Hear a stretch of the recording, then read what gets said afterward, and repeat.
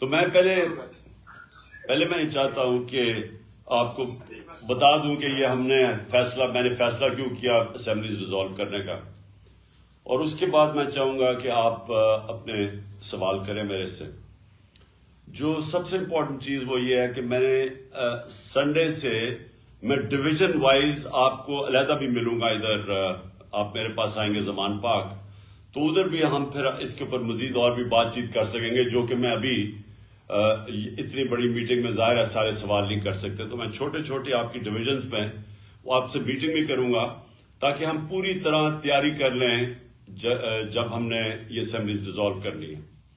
میں سب کو یہ واضح کر دوں کہ پرویز الہی صاحب نے، سی ایم صاحب نے مجھے پورے اختیارات دے دیے ہیں کہ جب بھی میرا فیصلہ ہوگا اسمبلیز ڈیزالو کرنے کا جس دن، تو وہ میں کر سکتا ہوں۔ انہوں نے میرے پر پورا میرے ہاتھ پہ یہ چھوڑ دیا۔ تو یہ اخباروں میں پیشن گوئیاں چل رہی ہیں کہ جی وہ کیو لیگ مانے گی یا نہیں مانے گی، یہ ایشو ختم ہو گیا۔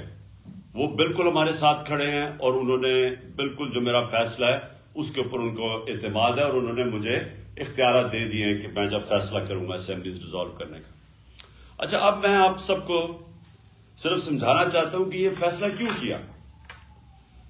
دیکھیں، الیکشن اگر اپنا پورا ٹائم پہ ہو جاتا ہے تو میں آپ کو یقین دلاتا ہوں کہ تحریک انصاف کو کوئی نقصان نہیں ہوگا، ہمیں فائدہ ہی فائدہ ہے۔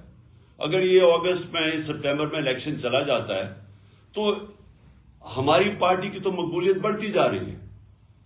جس طرح کی یہ گورننس ہو رہی ہے، جس طرح معاشی حالات تباہ ہو رہے ہیں، اور میں ابھی اس کے اوپر آنے لگا ہوں، جس طرح یہ پبلک کے سامنے ایکسپوز ہو گئے ہیں، تو ان کا تو اب کوئی چانس ہی نہیں ہے، ان کے پاس تو کوئی طریقہ ہی نہیں ہے کہ اپنے آپ کو اٹھانے کا۔ تو وہ تو اور پبلک کے اندر بھی ریفلیکٹ ہو گیا کہ ایک عوام کدھر کھڑی ہوئی ہے۔ تو ہمیں تو کوئی نقصان نہیں ہے، یہ جتنی دیر چلتے جاتے ہیں ساری دنیا کو پتہ چل گیا کہ وہ پنجاب سپیڈ کیا چیز تھی۔ وہ سارا جو یہ لوگوں کو میڈیا کے ذریعے، اشتہاروں کے ذریعے یہ امپریشن دیا ہوا تھا کہ یہ کوئی بڑے سمجھدار لوگ ہیں، وہ تو عوام کے سامنے ایکسپوز ہو گئے ہیں۔ لیکن مسئلہ اس وقت پاکستان کا ہے۔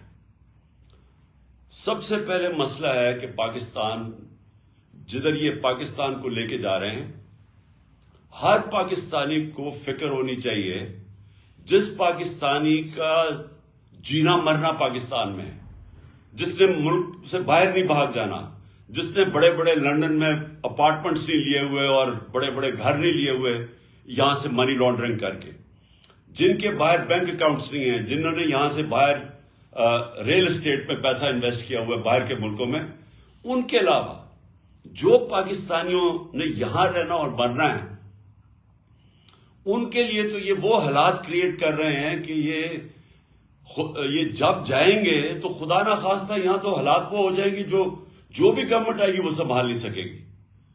میں آپ کو صرف اکانومی کے اوپر موٹی موٹی بات کرتا ہوں۔ پہلی چیز یہ ہے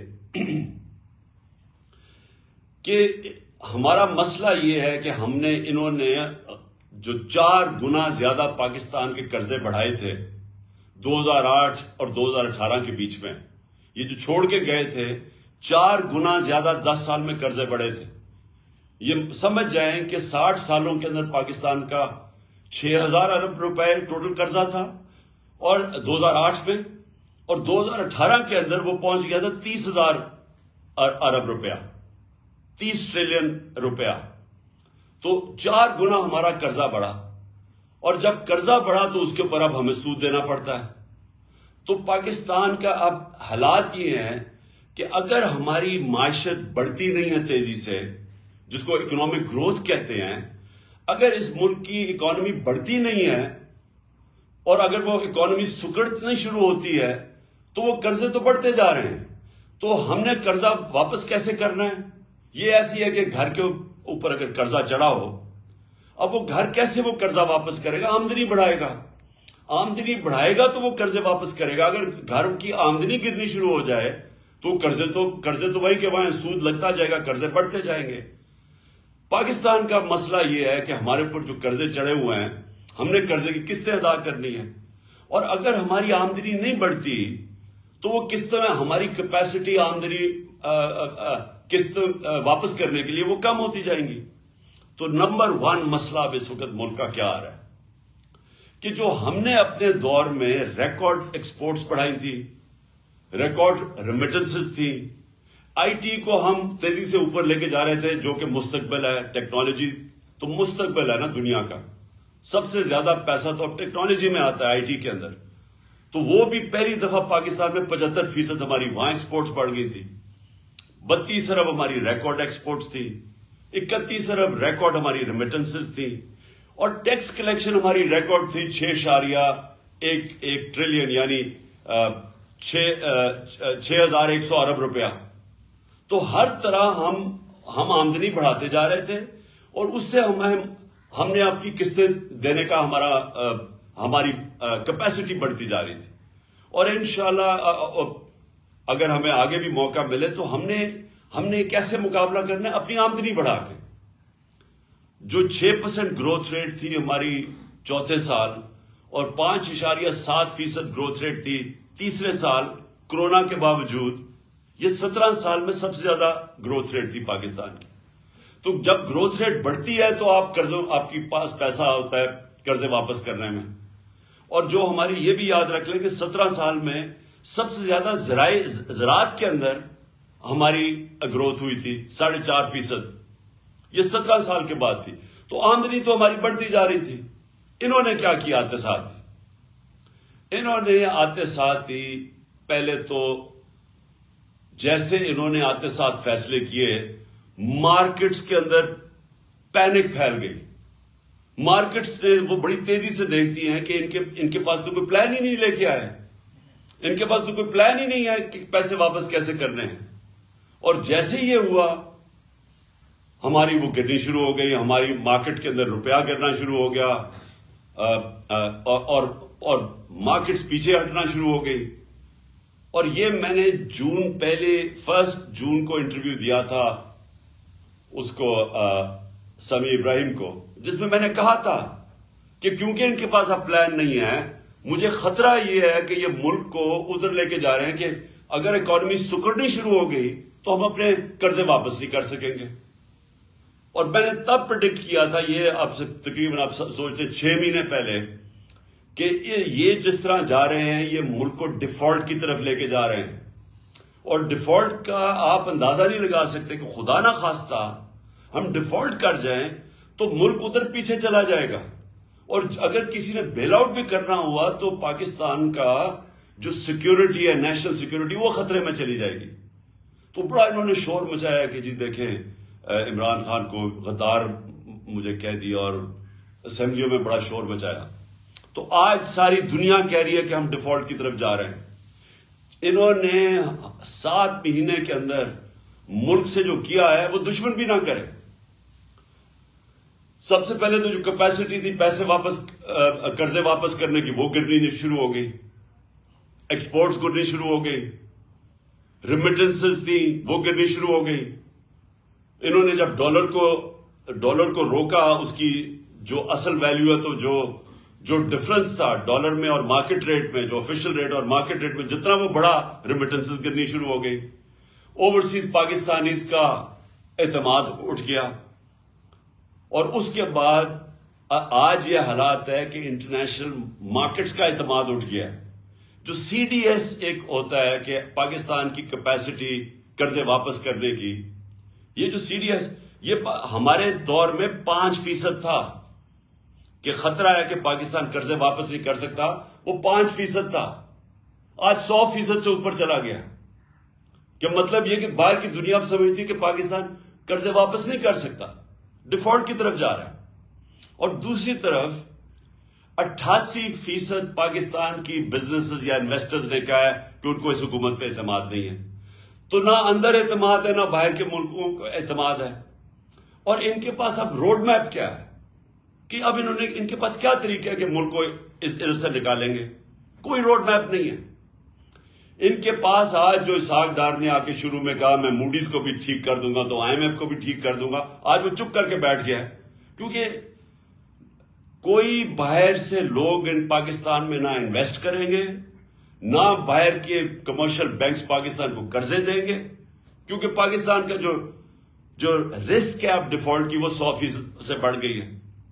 اور دوسری طرف جب اندر بھی لوگ انویسٹنگ کریں گے تو ٹیکس کلیکشن اب گرنی شروع ہو گئی ہے، ان کی آمدنی کم شروع ہو گئی ہے.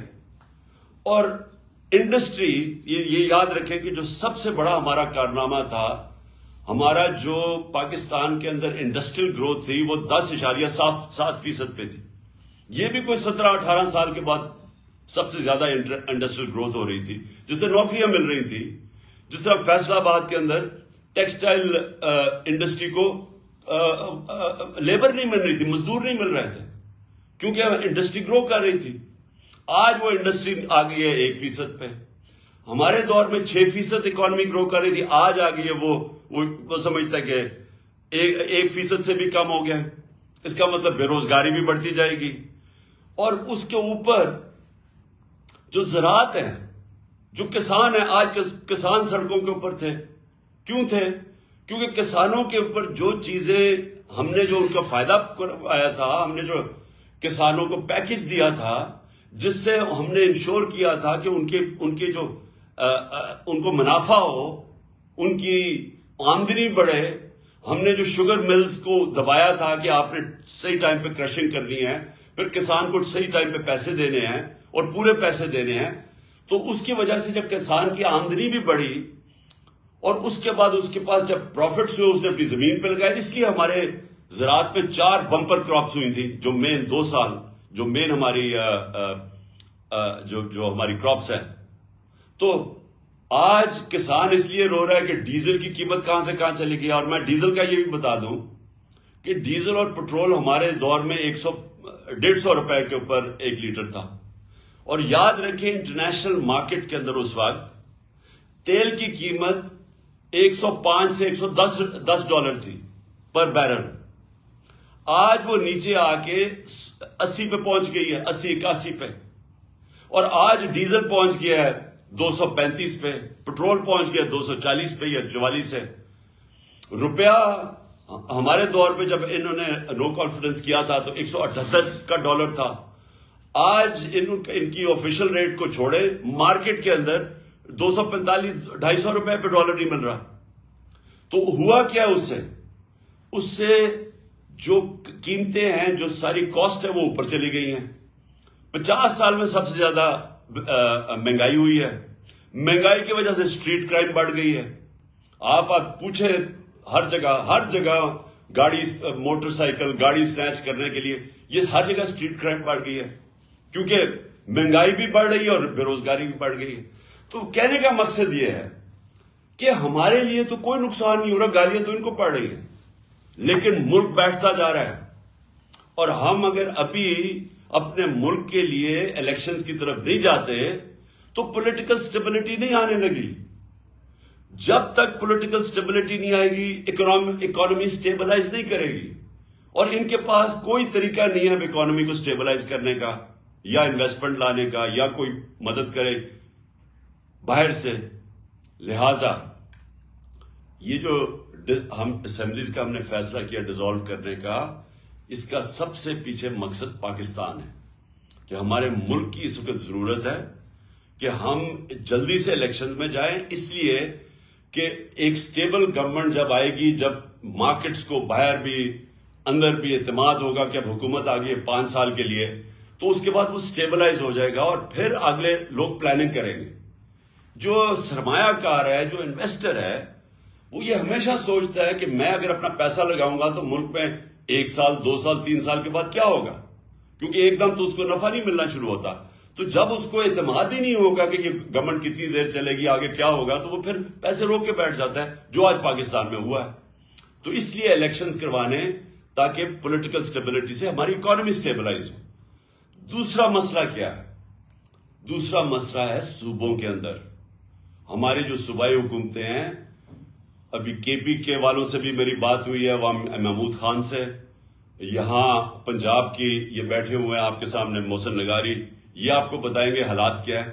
پنجاب میں غالباً 176 ارب روپے کی شارٹ فال ہے جو انہوں نے سینٹر نے دینی تھی، نہیں دی.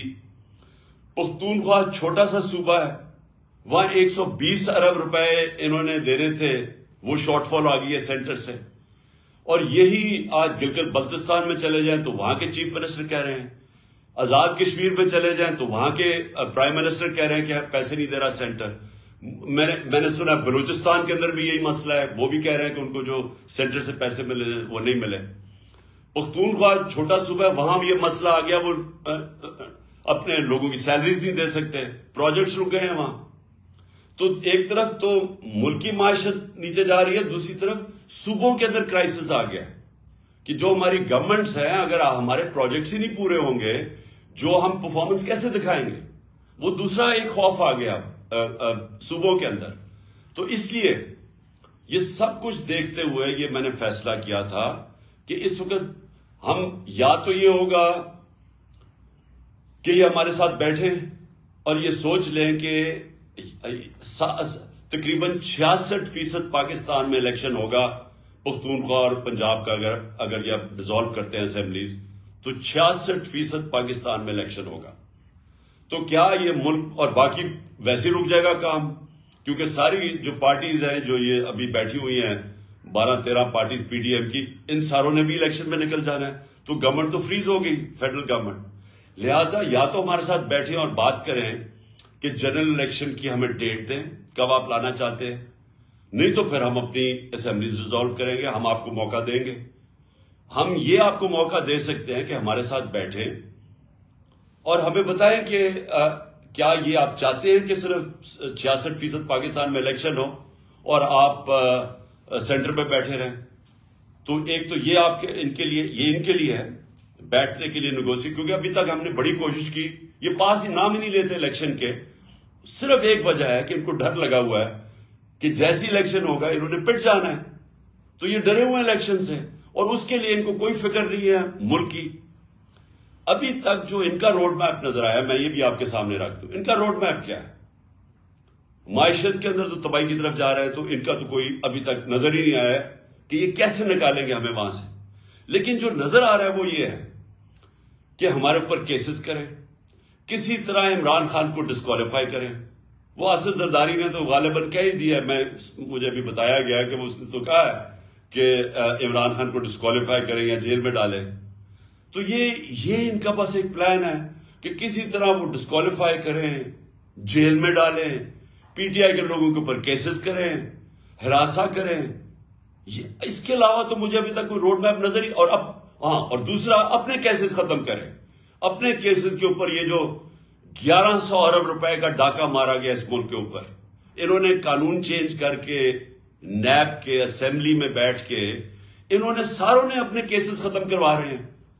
تو ان کا تو یہ روڈ میپ ہے کہ اپنی چوری کی کیسز ختم کی جائیں اور کسی طرح ہمیں ڈسکوالیفائی کر کے راستے سے ہٹایا جائے، کیونکہ الیکشن ہی آپ لڑ نہیں سکتے. تو اس کے علاوہ تو ان کا کوئی روڈ میپ ہے ہی نہیں. اور اس لیے ہم نے یہ فیصلہ کیا کہ بجائے اب کیونکہ انہوں نے تو بیٹھنا نہیں ہے الیکشن کے لیے، ملک ان سے سنبھالا نہیں جا رہا، لہٰذا یہ ہم نے فیصلہ کیا. میں پھر سے آپ کو کہہ دوں کہ کوئی ہمارے ساتھ کاف لیگ مکمل طور پہ کھڑی ہے، ان کی ٹوٹل بیکنگ ہے. انہوں نے مجھے چودھری پرویز الہی نے مجھے بالکل آ کے پوری اعتماد دیا ہے کہ جب بھی میں چاہوں گا انہوں نے اسمبلیز ڈیزالو کر دینی ہے، اسمبلی ڈیزالو کرنی ہے. تو ہمارے پاس وہ پوری آپشن ہے. میں صرف آپ کو میں صرف باری باری ڈویژن وائز آپ سے بھی میں سب سے بات کروں گا تاکہ آپ سب کو کلیئرٹی ہو جائے اس پہ، تاکہ آپ سب آن بورڈ ہو جائیں. میں نے صرف آپ کو یہ اوپننگ اس لیے کی تھی آپ کو بتانے کے لیے کہ میرا کیا مائنڈ سیٹ ہے اس فیصلے کرنے کے لیے.